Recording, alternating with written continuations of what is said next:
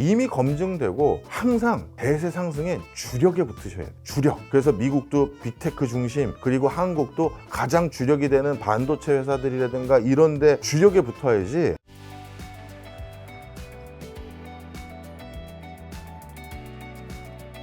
지금 SK하이닉스가 또 HBM 슈퍼사이클에 진입했으면 2027년까지 공급이 부족할 것이라 전망하던데 이건 동의하세요 그러면? 네, 이것도 동의합니다. 지금은 전 세계적으로 네. 돈 있다고 엔비디아의 칩을 살 수 있는 세상이 아니에요. 아니죠. 오히려 우리가 돈 내고 이번에 26만 장인가요? 네. 이거 받기로 했는데 내가 주기로 했어. 준다는 게 무슨 소용이 무슨 표현이죠? 주다는 게? 우리가 돈 내고 사기로 한 거예요. 그런데 지금 젠슨왕은 밀려들어 있거든요. 그런데 내가 한국은 나랑 로봇도 해야 되고 내랑 또 해야 될 그 회사들이 또 있다 보니까 내가 챙겨줍니다. 이 생색내고 가는 정도예요. 그만큼 물량이 딸려요. 그러다 보니까 슈퍼사이클에 들어갔다 맞는 얘기고, 그렇지만 HBM을 하이닉스 혼자 독식하는 구조는 곧 깨지죠. 삼성뿐만 아니라 그 마이크론을 비롯해서 다른 회사들도 이미 전열을 다 가다듬고 있기 때문에 독주 말고 이제 과점 시장으로 갈 텐데, 하지만 시장이 더 커지니까 이게 어차피 SK도 혼자 감당이 안 될 수준이었기 때문에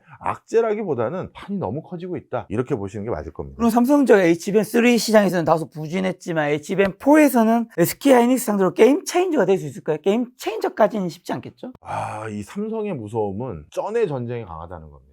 SK가 감당할 수 없을 정도의 자금력을 투여해서 예를 들어서 만약에 SK 하이닉스가 중국계 회사고 삼성이 한국 회사다 그러면 야 죽이자 하고 가격 후려치고 치킨 게임 들어가면 또 사실 만만한 경쟁자는 아니거든요. 그래서 근데 이제 우리 기업들이니까 나름대로 여기선 호혜성 있는 모습을 보일 거라고 생각을 합니다. 그래서 중국이라든가 다른 어떤 외국 기업을 일단 막고 우리의 수성 HBM의 공화국을 만들어 보자, 대한민국을, 이런 걸로 의기투합하지 않을까, 저는 그렇게 전망합니다. 그리고 또 최근에 셀렉스 2025에서 삼성전자 SK하이닉스가 HBM4 실물 동시에 공개했는데 두 제품의 가장 큰 기술적 차이점은 뭐죠? 사실 기술적 차이점에서 제일 중요한 요소는 이거는 수요자가 정해져 있잖아요. 그렇죠. 그 수요자가 괜찮아, 이 정도는 내가 전 단계 공정이나 후 단계 공정으로 파인 튜닝해서 내가 해결해 줄 수 있어 라고 하면 끝나는 거예요. 그 기술적 차이로 뭐가 이게 우월하다 떨어진다 이렇게 얘기할 수 있는 것들이 아니거든요. 그렇기 때문에 제일 중요한 건 젠슨 황이 오케이 했으면 두 개 무차별한 겁니다. 젠슨 황이 이쪽에는 싸게 사주고 이쪽엔 비싸게 사주고 그렇게 할 것도 아니거든요.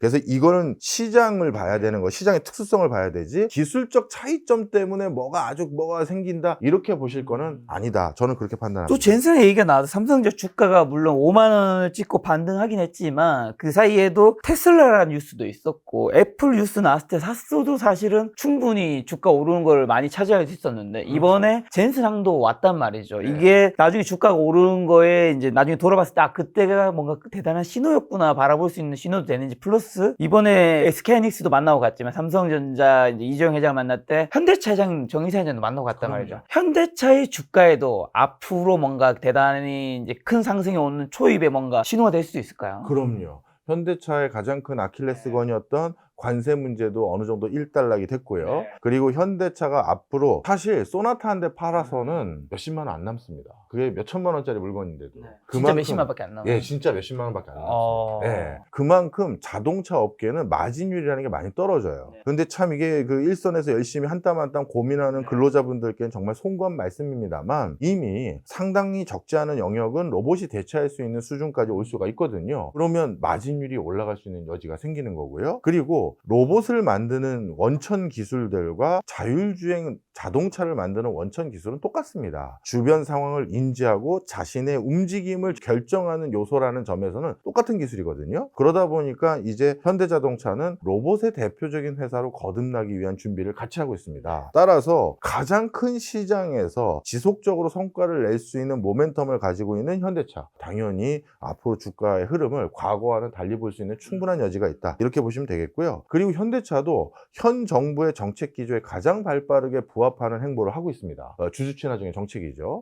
그러다 보니까 이런 부분에 있어서도 우리가 기대할 만한 요소가 많다, 이렇게 봅니다. 저 HBM SK하이닉스에 이어서 삼성전자도 좀 추가적으로 반도체를 HBM 중심에서 서버, DRAM, ESSD, 메모리 전반으로 확산되고 있다는데 사실인지랑 이게 또 삼성전자 주가 상승에 플러스가 될까요? 맞습니다. 이것도 플러스가 됩니다. 사실 SK 하이닉스가 가지고 있는 생산 라인들에 비해서 삼성이 가지고 있는 생산 라인의 캐파가 훨씬 더 크거든요. 그리고 물 들어왔었을 때 그걸 순간적으로 증설할 수 있는 노하우나 이런 것들도 삼성이 좀 더 많이 가지고 있어요. 그런데 삼성이 지금 만드는 반도체 라인업이라는 건 사실 HBM은 그동안 제대로 못 만들고 있었던 거고 다른 라인업을 풀리 가동하고 있었는데 AI 기반으로 뭔가 바뀌면서 디바이스 단의 개편과 새로운 디바이스를 교체해야 될 이슈가 생겼거든요. 대표적으로 우리가 아는 건 휴대폰이잖아요. 그런 것들이 생겨가면서 다른 반도체 시장까지도 견인할 수 있는 상황이 되기 때문에 주가 흐름 좀 기대해 보시면 어떨까. 너무 일찍 팔지 않았으면 좋겠습니다. 그리고 가끔 이런 분들 계세요. 10만 원에 들어갔어요. 근데 예를 들어서 삼성이 18만 원까지 갔는데 갔다가 15만 원 떨어졌어요. 그럼 5만 원 벌었다고 생각하셔야지. 잃었다는 생각. 잃었다고 생각하시면 안 돼요. 자, 그래서 빨리 들어가시는 게 지금은 분위기가 좋은 것 같다. 이렇게 말씀드리고 싶습니다. 교수님 언제 파실 건데요? 저도 좀 더 기다리려고 하는데요. 지난번에 우리가 얘기를 했었죠. 네네. 저도 꽤 들고 있다. 네, 조금 가지고 계신다고. 아니 뭐 국민이라면 뭐 삼성전자 가지고 있는 거 많죠. 예, 이건 오해하지 마십시오. 저는 코스닥에 대해서는 방송 어디에서도 얘기를 안 했습니다. 한 적이 없습니다. 코스닥 같이 유통 물량이 작은 그 회사는 방송에서 얘기하면 그게 주가에 영향이 갑니다. 그런데 삼성전자는 제가 1000년을 얘기해도 저 같은 사람이 얘기해도 영향이 안 가기 때문에 얘기 드린 거예요. 오해하지 마십시오. 저는 17만 원까지는 들고 가려고요. 너무 비웃지 마세요.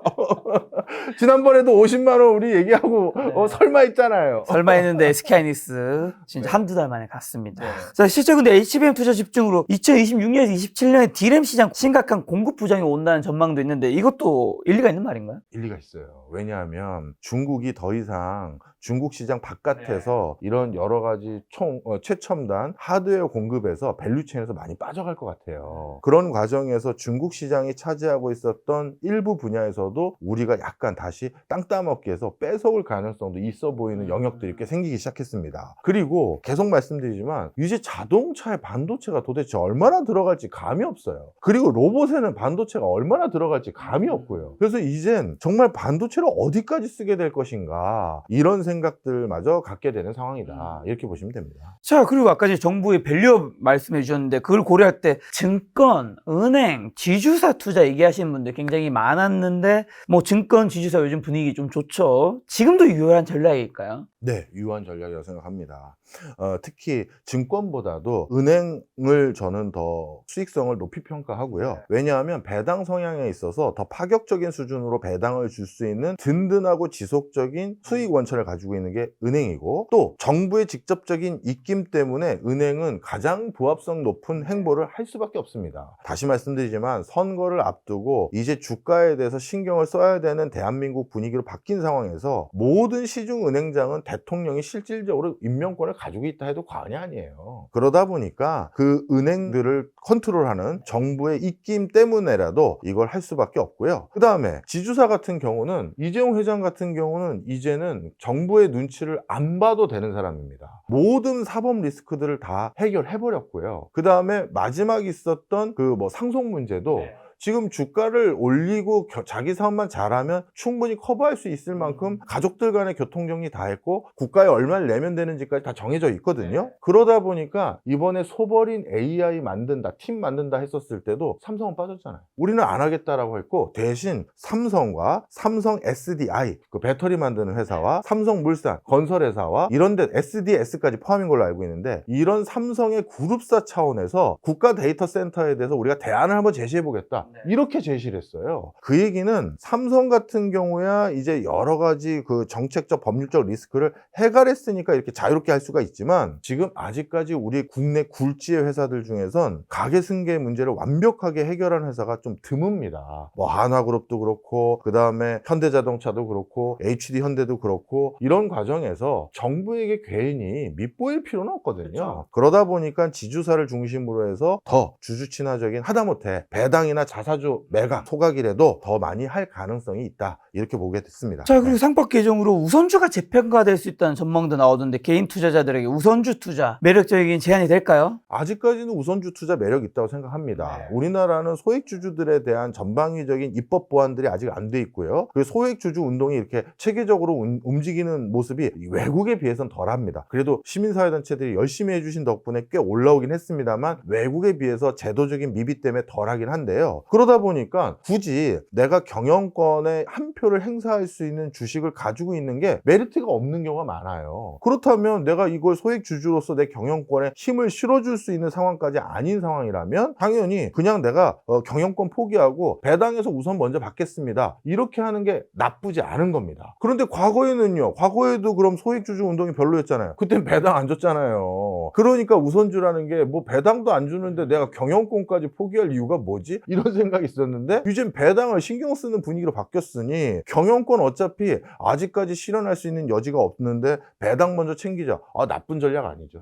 자, 그럼 지금까지 이제 증시 얘기해 준 거 좀 정리하는 질문으로 11월, 12월에는 한국 주가, 미국 주식 예금과 적금 대시 어떤 주식을 좀 사모아 가야 될까요? 제가 오늘 말씀드리는 건 지난번에 2차 전지라든가 메타버스라든가 뭐 5만 가지 이슈에서 낭패 보신 분들을 위해서 던지는 말씀입니다. 잘 모르겠어요, 교수님. 그러면 AI 기반으로 되어 있는 ETF 사세요. 어느 회사 하나 고르지 마시고 ETF 만들 때 기관들이 흔히 말해서 우리 잡주라고 하는 것들은 잘 안 넣거든요. 그러니까 그냥 그거 사시고 지금 대세 상승을 저도 아직까지는 기대하고 있는 상황이니까 그러면 ETF 사놓으면 골고루 사놓은 거잖아요. 그렇게만 하셔도 되지 남다른 뭔가 비법 가지고 내가 큰 성과 내겠다. 그런 욕심이 더 큰 과오를 만들 수도 있습니다. 자, 그래서 저는 그냥 ETF 사셔도 되고 그리고 이미 검증되고 항상 대세 상승엔 주력에 붙으셔야 돼요. 주력. 그래서 미국도 빅테크 중심 그리고 한국도 가장 주력이 되는 반도체 회사들이라든가 이런데 주력에 붙어야지 괜히 뭐 이상한 거 쳐다봤다가 지금 SK하이닉스 이 무거운 주식도 2배 올랐고 삼성도 2배 올랐잖아요. 그러니 주력에만 붙어도 2배씩 버는데 도대체 얼마를 버시려고 왜 그러신 거예요? 엔비디아 진작 투자했으면 최근에 한 10배, 20배 벌었잖아요. 자, 주력에 붙으십시오. 저 AI ETF라면 미국을 말씀하시는 것 같고 반도체라면 한국의 삼성전자를 말씀하시는 거겠죠? 네, 그런데 AI ETF들 중에서는 반도체까지 섞어서 만든 섞어찌개들도 많이 있습니다. 섞어치기요. 그건 한국에 있는 거 사야 돼요? 미국에 있는 거 사야 돼요? 뭐 저는 사실 그냥 제일 편하게 제가 주로 하는 증권사에서 만든 ETF를 전 주로 사거든요. 수수료까지 전 볼 만큼의 시간 여유는 없어서 그냥 그렇게 사는데 요즘 ETF는 구성들을 굉장히 잘 해놓은 게 많기 때문에 내가 좋아하는 회사들 이름들 좀 몇 개 있다 하면 과감히 한번 베팅해 보세요.